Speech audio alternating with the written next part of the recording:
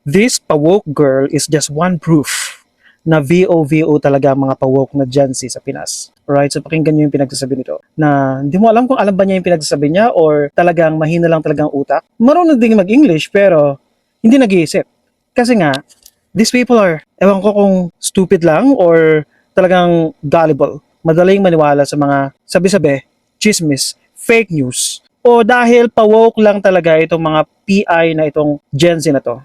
It was posted on my video from 2 years ago kasi kagagaling ko lang ng Siargao noon. So that was 2 years ago and O, then galing kayo ng Siargao 2 years ago. Galing daw siya ng Siargao, okay? kabalik ko lang ng Siargao last month. Alright? Tapos sabi niya, guess what? Wala pa rin So, sino nagsasabi sa'yo? Hearsay. Diba? Kinikwento lang sa'yo ng kung sino mang PI na yung nakakilala mo tungkol sa mga Israelis sa Siargao. action ng government sa Siargao. Anong gusto mong action ng government? Iban sila? For what reason? Just because you hate Israelis? Just because you're a racist? You're anti-Semitic? Ganun ba yun? And totoo, Dahil sa naririnig mo, and you don't even have personal experiences with these Israelis in Siargao. kasi yung mga friends ko na local, O, yung mga friends mo lang pala na local. So, anong tawag yan sa law or legal? Hearsay. in Siargao, in General Luna, and North, At gusto mo ng action from the government? Okay, tinatanong kita sa TikTok, anong action ang gusto mong gawin ng government? Iban sila, palayasin sila, yung iba gusto ko itegi. Yeah, I've seen those. Gusto nila ng massacre. Okay? Ganyan sila ka sira ulo. sinasabi sa kanila, mapagpa-party kami Oh, sa gabi sinasabi sa'yo, sino nagsasabi sa'yo? Mga VO mong mga friends? kapag aalis kami sa morning. Oh. So wala ka palang personal experience. Hindi mo na-witness. Pero naniniwala ka kasi nga isa kang gullible, woke na Gen Z. Nila sinasabi sa akin, oh Maya, wag tayo dyan, ang dami kasing Israelis dyan. Tapos may mga bar na talagang dominated siya by Israelis dun sa Oh. area. Ano ngayon? So, we welcome them because meron tayong tourism. Kung ayaw nyo, siguro kayo yung problema. Diba? Kasi sa Gaza, yung Hollywood propaganda ng mga woke. Kasi hindi lang woke sa Pinas I think itong mga woke na to salot. You know, I'm beginning to think na itong mga woke na Pinoy ay salot at naniniwala sila sa propaganda ng mga woke sa Amerika, sa West. Because these people are pathological liars. Yun yung problema sa kanila. So let me just state kung ano yung opinion ko dito. Kung sa tingin ninyo meron kayong personal experience, meron kayong proof against these Israelis na nagkukumit ng, ewan ko kung crimes o mayabang lang sila, kasi lahat ng mga nationalities may mayabang. Okay? Mga Pilipino nga mayayabang sa ibang bansa, di ba? Okay, hindi naman tayo generals.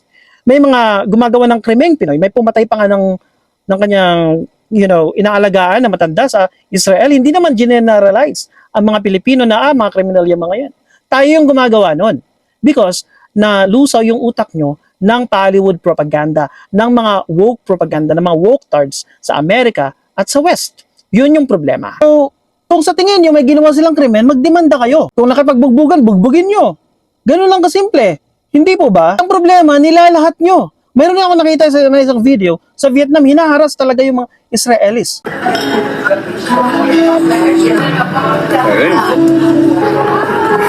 Many people have you killed in Gaza?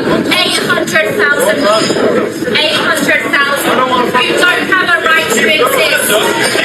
You will die one day. Put on the chosen.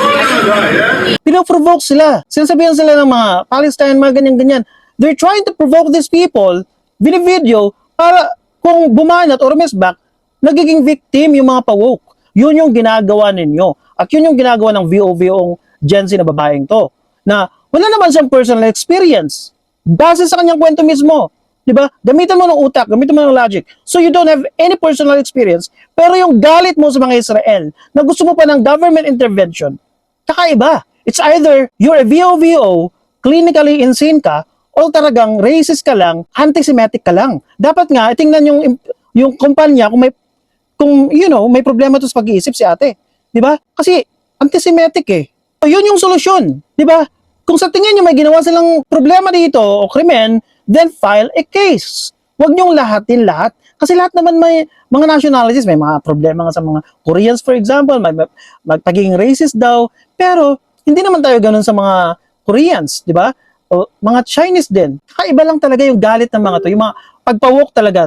Pansinin nyo, Okay? Yung mga nagkakalat ng mga anti-Israeli propaganda and fake news dito sa Pilipinas, karamihan sa kanila may pronouns, mga pa-woke, may mga flags sa kanilang bio. Okay? Mga young people because these people are gullible. Kasi ito pa, kasi nag-comment ako doon sa comment section, sabi nitong isa, si Sandy Galigaw, they are literally invading the island. Why are you mad? What the fuck? Mali pa yung English niya, no? Why are you not mad? Parang ganun siguro yung gusto. What do you mean invading? Okay, they cannot even own land in the Philippines. Samantalang tayo, we can actually buy and own land in Israel. Ganyan sila ka-free. Dito sa Pilipinas, they are not allowed to own land unless magiging Filipino sila, unless magkikipag-asawa sila sa mga Pinay. So, if you think that's what they're doing, then file a case. Okay? So, hindi ako, dahil pro-Israeli ako, o anti ako, hindi naman ako bobong kagaya nyo. Kasi, what do you mean invading, Siargao? That's just a very tiny piece of land. And we're not even talking about how the Musis are, putting up ghettos na para lang sa kanila sa Europe or America.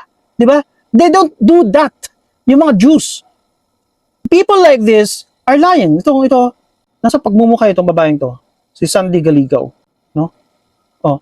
Kung may proof ka that they're invading, show proof. Hindi puro chismis, puro fake news, puro propaganda yung ginagawa ninyo. Tayo kay ate, kung ano pa yung sasabihin niya. So, dapat, immediately the local government should take action on the current situation. What current situation? Na nalaman mo sa mga friends mo? Do you even have personal experience? Are you an eyewitness? Wala ka namang personal experience eh. Hindi mo na-witness. Ano yung crime na ginawa nila? That you think that the local government and even the national government should intervene. Nakala mo yung ginawa nila isang heinous crime. Ano ba yung ginawa talaga nila? Di ba? Oh, wala ka namang masasabi. Kasi it's our land. Oh, And what do you mean it's our land? Hindi naman nila inaagaw yan again. They cannot own land. So, kung may proof kayo, idemanda ninyo kasi bawal sila may-ari ng lupa dito. Ganyan ka-leftist ang Philippine government, ang bansa natin. Ganyan tayo ka-unfair. Whereas, sa Amerika, sa Israel, we can actually buy and own land. Ganyan tayo ka-unfair. Ganyan tayo ka-ethnocentric. Hindi mo alam yan kasi nga, VO ka. Okay, pa-woke ka na nga. Akala mo, okay, ang galing-galing mo, ang tali-talino mo, pero hindi mo alam na isa kang VO. Ganyan ka-VO. it's our people, Mm, and it's the our- livelihoods are getting really affected. Pero yung kwento niya, wala naman siyang personal experience. Kwento-kwento lang sa kanya, nang paputang ina, hindi mo alam kung totoo, di ba? Ganyan na ba kakuha ng mga kwan? At tingnan mo yung engagement nila, Ang daming mga bobong mga kwan. Gen Z na pa-woke. Parang mga kwan, parang mga DDS din yan. Okay, pero mostly, nakikita ko, makakampings yung mga kwan mga leaning towards wokeism. Ang dami talagang, sorry, ang ingay ni Eros. Ang dami talagang locals na affected kasi ang dami talagang disrespectful na Sino yung madami? What do you mean madami? Ilan sila? tourists. O, disrespectful na tourist. So kanina, nagpo-focus ka sa Israel, tapos, tourist. Sino itong mga tourist na to? Puro Israel ba? Di ba ganyan kakakwan? Ganyan ka lusak o lusaw yung kukote mo na ate? Di ba? Ngayon tourist na. Nilalamp mo yung tourist sa Israel. Daming Hmm. mga basagolero, hanap away, ganon. O, sino yung mga tourist na yon? Kasi ginamit mo kanina, tourist na. Hindi na Israel. So, yun nga yung sinasabi ko. Lahat ng lahi, lahat ng klaseng turista, may mga basagulero, may mga mayayabang, lalo na yung mga French, lalo na yung mga Arabs. Pero, kakaiba yung treatment nyo sa mga Israelis, Kung maaari, gusto nyong itegi. Gusto nyong ma-genocide sila, Yun yung gusto nyo, Ganyan kayo alam mo yung may mental kayo, may mental problem kayong lahat, mga pawok na Gen Z. So, ayoko na ituloy ito. Kasi nga, mayroon pang nagsabi na, may kiniklaim daw ng mga Israelis na prinamis daw sa kanila ang Siargao 3,000 years ago, and that's a lie. Okay, so I was wondering why is it that a bunch of Israeli tourists actually come here to my country and just proclaim this? Walang Israeli ang magsasabi niyan. Alam ko mayroong isang klaseng religion, ayoko nang banggitin, na simulat sa pulpa daw, since time immemorial, promise daw sa kanila ang buong mundo. And there's one religion that makes that claim. At general pa, karamihan sa mga member ng religion na yan, they're actually making that claim openly. But hindi yan sasabihin ng isang Israeli kasi ang isang promise lang sa kanila ay Jerusalem. Okay? Ang Israel. Hindi yung Siargao. So you're making things up para lang magalit ang mga Pilipino sa mga to at gawin yung gusto nyo, hindi lang yung ban, kundi mas matindi pa sa pagtegi. Yun yung gusto nyong gawin. And you're simply trying to justify that. Just like what the Nazis did, mga Nazi did in Germany in the 1930s. Kumbaga nilalay down nyo yung predicate para sa gusto nyong gawin. Okay? Sa mga Israeli sa Pinas. So yun lang, and have a good day.